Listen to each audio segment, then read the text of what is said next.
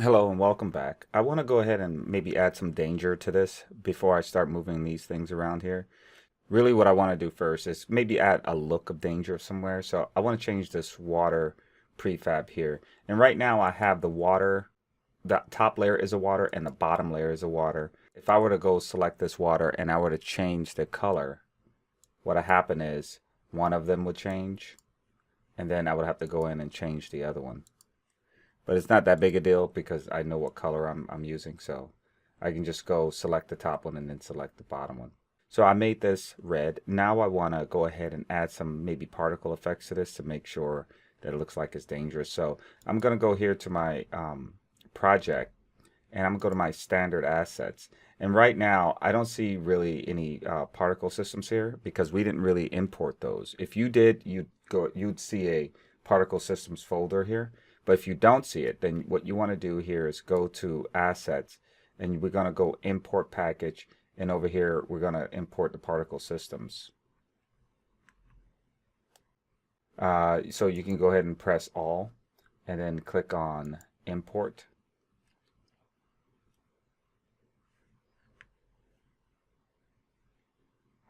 And once that's done, you're going to see a folder pop up here in the standard assets because that's where it puts it. And right here you see the particle systems folder that pops up here.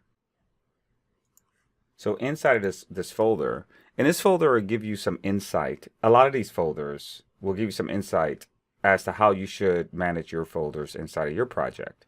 Because when you're working with a team, you're going to want the folders to be the same across the board, and you want them to be pretty much standard with how Unity does theirs.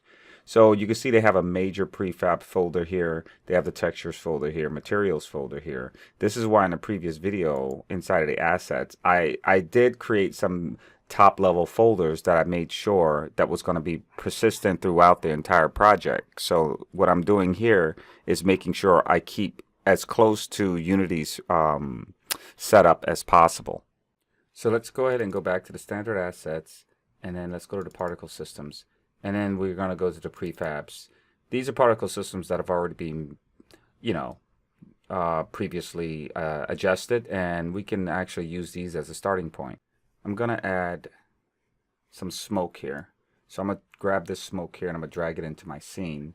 And if you're into the scene view, you'll see this little particle effects thing pop up and you'll see these moving numbers here. The thing is, you don't see anything in the scene because if you zoom out, you'll notice it's all the way over here. So what I want to do is take this and drag it down and bring it all the way over here to my scene. So then I can go ahead and zoom in here and I can see the effects of that. So I'm going to bring this down a little bit, something like this.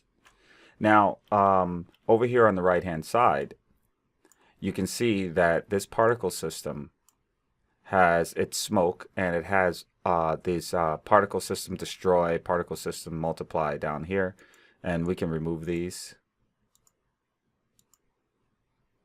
And the second thing I want to do is go up here and change this duration to something like 1. I'm going to change this start time to 0 and this lifetime to something like 11, or actually something like 8 could be good. And then this start size is going to be 0 and something like 2 or even 3.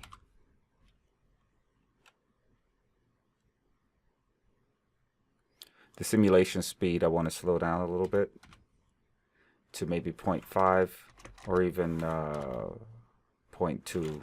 I'll go 0.3 on this one. That looks a lot better.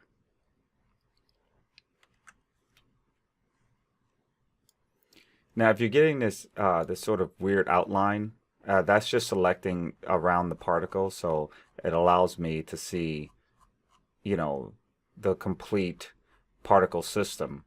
And that's kind of that's not kind of, it actually is a gizmo that's doing that. So if you don't want that, you go up here to gizmo and you can take off selection outline. Because I have the smoke selected, that's why it was doing that. So now I can still see my smoke here without that gizmo outlining it. The other thing is I'm going to change this this start lifetime to let me try this at about 5, something like that. There we go. So what I'm going to do is change this material here. So I go down here and I'm going to go to this materials button here. Now I can actually see how the materials look as I select them. So if you're not sure what material you want while the particle system is running and while it's selected over here, you can pretty much just select through and see which ones you kind of like. That looks interesting. So I'm going to choose this particle steam mobile right here. Yeah, I'm going to choose this particle steam mobile here, and I can alter this at any time. So I'm going to go ahead and close that. And then from there, I can change the sort mode to put the youngest in front. And what that's talking about, what that's referring to is the particles themselves. So as they're born, those are the youngest ones. So those will be stronger up front. And as they die off, they go towards the back layer. So I'm going to go ahead and pause this particle system here. The next thing I want to do with this particle system, well, this is coming from a red sort of liquid thing. So I'm going to go up here and select on the smoke. And I'm going to change this color to red. That top red should be good. Maybe a little less.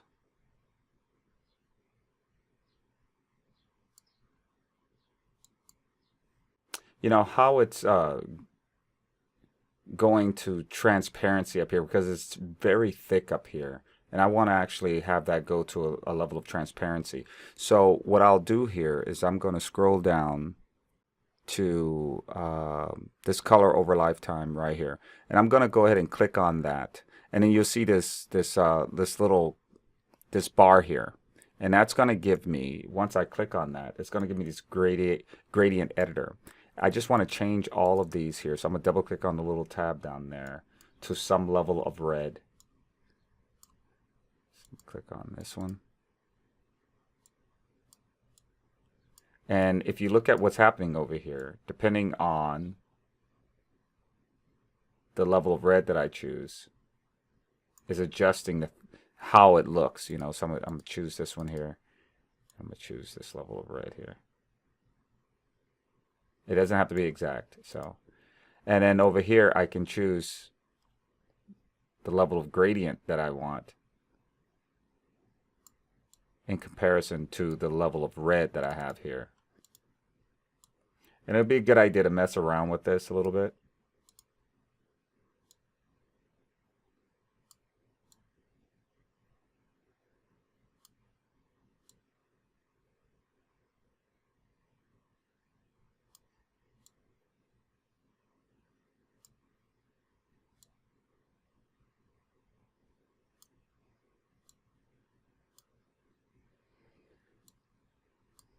And you can choose the blending style, whether it be fixed or whether it be blended. Let me go ahead and run this. And that looks about the way I want it.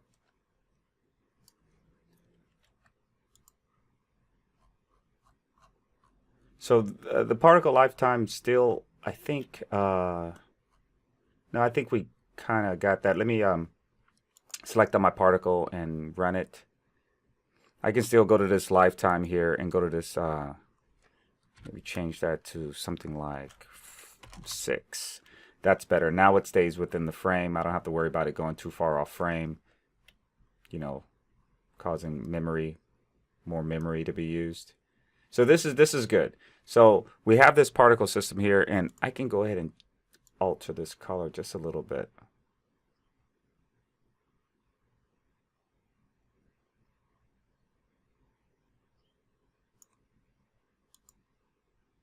There we go. That's much better. So this allows the user to know that there's some, you don't want to fall in that water. Let's just put it that way. Or whatever that is, you don't want to fall into it. So now we can go ahead and, actually, I'm going to run this.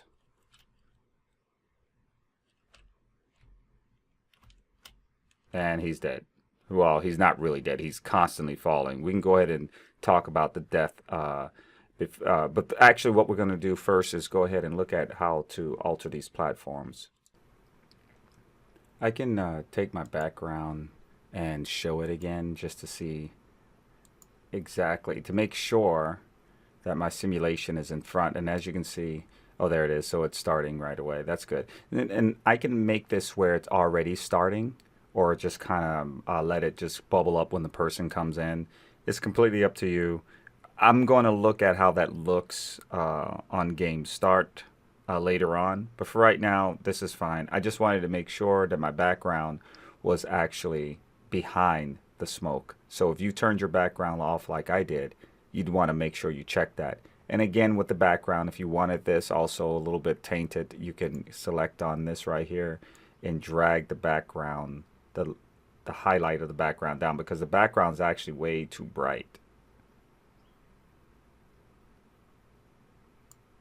So something like that should be good. All right. So we'll deal with these platforms in the next video. I'll see you guys then. Make sure you subscribe. Make sure you share this video. And any comments you have, leave them in the comment section below. I'll see you later. Bye.